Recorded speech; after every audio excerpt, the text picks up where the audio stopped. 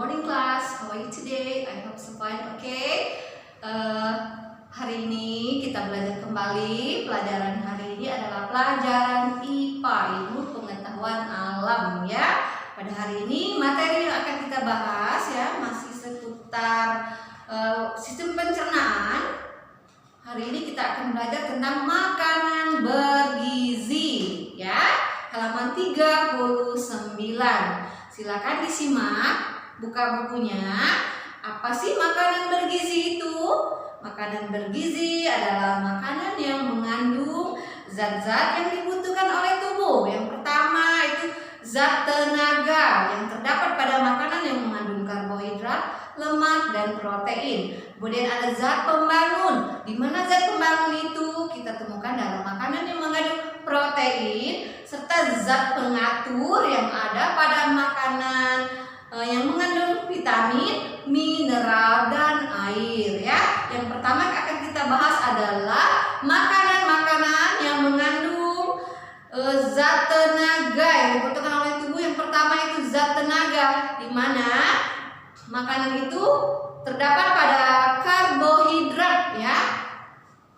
Dan gambarnya adalah halaman 39. Itu gambar makanan yang mengandung karbohidrat. Karbohidrat merupakan sumber energi yang paling utama bagi tubuh ya. Karena karbohidrat itu mengandung zat tepung atau yang disebut dengan amilum ya. Ada kata amilum. Nah, itu makanan yang terkandung pada karbohidrat, zat tepung ya. Contohnya apa? Makanan yang mengandung karbohidrat yang mungkin kita konsumsi setiap hari. Contohnya pada nasi ya, makanan pokok orang Indonesia. Nasi. Kemudian ada pada biji gandum, biji jagung ya. Kemudian roti yang kamu sering makan mungkin mama buatin tiap pagi. Nah, itu mengandung karbohidrat. Jadi makanan yang mengandung karbohidrat itu merupakan sumber energi utama bagi tubuh kita ya. Lihat pada halaman 39 ada gambarnya. Selanjutnya yang kedua adalah protein. Ini masuk termasuk dalam zat tenaga ya. Protein merupakan zat pembangun tubuh karena membentuk sel-sel tubuh dan memperbaiki sel tubuh yang rusak. Makanan protein yang berasal dari hewan disebut protein hewani, dan protein yang berasal dari tumbuhan disebut protein nabati. Bisa dilihat atau membedakan. Nah, lihat pada halaman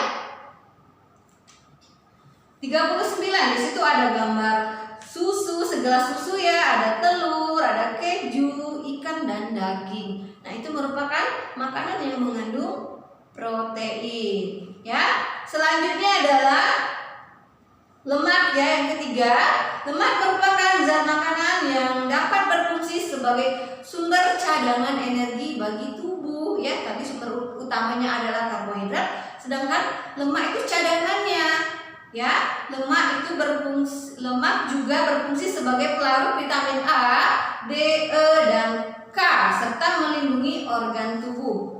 Tetapi jika tubuh kita kelebihan lemak, maka tubuh kita akan mengalami yang namanya kegemukan ya. Nah, contoh makanan yang mengandung lemak ya, itu lihat pada halaman 39 ada gambarnya di situ ya. Selanjutnya kita lanjut yang keempat adalah vitamin ya. Vitamin yang dibutuhkan oleh tubuh antara lain ada vitamin A, B, C, D, E, dan K.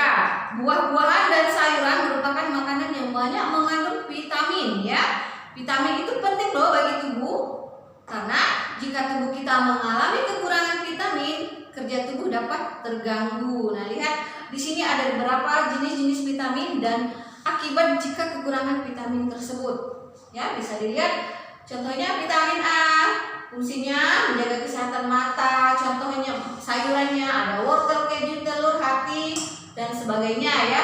Kemudian akibatnya apa? Kalau kekurangan vitamin A bisa mengakibatkan rabun pada mata ya. Kemudian kulit terasa kasar dan bersisik. Terus daya tahan tubuh menurun. Itu akibat dari kekurangan vitamin A. Vitamin B, C, D, E, dan K bisa dibaca sendiri ya. Contohnya apa, kemudian fungsinya apa, dan akibat dari kekurangan vitamin tersebut. Di sini panjang sekali kalau mau teacher bacakan. Kalian teacher tugaskan untuk membaca tabel jenis-jenis vitamin dan akibatnya ya, akibat jika kekurangan. Selanjutnya kita bahas yang kelima adalah mineral. Mineral itu adalah dibutuhkan tubuh dalam jumlah yang paling sedikit. Mineral di sini terbagi menjadi 3. Yang pertama adalah kalsium dan fosfor, kemudian ada zat besi, dan yang terakhir adalah iodium ya, atau disebut juga iodium. Nah, sekarang kita bahas yang pertama dulu. Kalau kalsium dan fosfor itu fungsinya untuk pembentukan tulang dan gigi ya, supaya tumbuhnya tulang dan gigi itu menjadi kuat. Contohnya susu ya, susu dan keju itu adalah makanan yang banyak mengandung kalsium. Susu dan keju ya. Kemudian juga bisa dilihat pada gambar itu ya, ada kismis, almond, seledri, jeruk, itu contoh-contohnya. Kemudian juga yang kedua zat besi. Zat besi dibutuhkan tubuh untuk pembentukan hemoglobin. Apa itu hemoglobin? Yaitu zat yang mengikat oksigen dalam darah. Tetapi apabila tubuh kita mengalami kekurangan zat besi, kita akan mengalami yang namanya kurang darah atau anemia ya, sehingga tubuh kita menjadi lemah. Itu ada gambar bayam, daging ya, buah bit, itu adalah contoh makanan yang mengandung zat besi. Dan yang terakhir, bagian dari mineral itu adalah iodium, di mana iodium itu berperan dalam pertumbuhan dan perkembangan tubuh. Jika tubuh kita kekurangan zat iodium atau iodium, akan menyebabkan kelainan pada pertumbuhan yang disebut dengan kekerdilan. Kecil terus, nggak tinggi-tinggi ya, kerdil. Itu karena kekurangan iodium ya. Iodium itu dapat kita temukan pada garam yang mengandung iodium. Semua tahu garam ya. Garam itu makanan yang mengandung bahan makanan itu ya, mengandung apa namanya, iodium. Tuh kita temukan pada garam. Selanjutnya yang terakhir, sorry bukan yang terakhir, yang keenam ya. Yang keenam itu air. Air berfungsi sebagai pelarut zat makanan. Air berperan menjaga suhu tubuh dan melancarkan pencernaan. Jadi air itu juga sangat penting ya. Pernah teacher kemarin jelasin, kita sehari itu harus minum air 2 sampai 2,5 liter atau 8 sampai 10 gelas ya. Karena apa?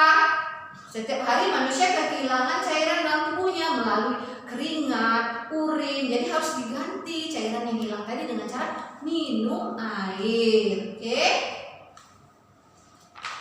Terakhir adalah pedoman gizi seimbang. Pedoman gizi seimbang harus memperhatikan 4 hal ya. Yang pertama yaitu variasi makanan. Kedua, pentingnya pola hidup bersih. Kemudian ketiga, pola aktif dan berolahraga. Yang keempat, memantau berat badan ideal. Ya, itu pedoman gizi seimbang. Pedoman gizi seimbang digambarkan dalam bentuk yang namanya dalam nampan ya, dengan nampan yang disebut dengan tumpeng gizi seimbang atau TGS. Bisa dilihat di halaman 42 ini. Ini gambar TGS, tumpeng gizi seimbang ya. Ini ada sebuah nampan, di sini terdiri dari protein, ada kemudian mengandung vitaminnya juga, mineral ada, semuanya yang teacher jelasin ada di sini di gambar TGS-nya ya. Seimbang jadi makanan yang harus kita konsumsi itu seimbang sesuai dengan pedoman gizi seimbang ya. Nah, sampai di sini saja dulu untuk pelajaran IPA-nya. Sampai jumpa pada pembelajaran selanjutnya. Bye.